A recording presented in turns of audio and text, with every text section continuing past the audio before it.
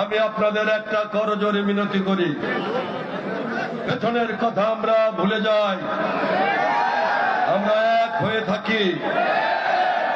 ভয়ে আমরা জিজ্ঞেস করি আমরা কি বিএনপি করি, ডানে জিজ্ঞেস করি আমরা কি বিএনপি করি।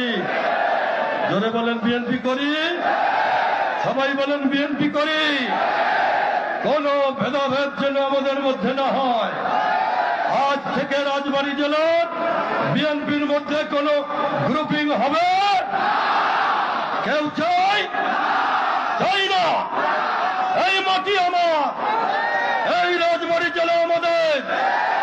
একটা বিএনপির পতাকা তলে সবাই ঐক্যবদ্ধ হয়ে বেগম খালেদা জিয়া, তারেক রহমানের নেতৃত্বে আমরা এইখানে আমাদের একটা গণতান্ত্রিক রাষ্ট্র ব্যবস্থা 31 দফার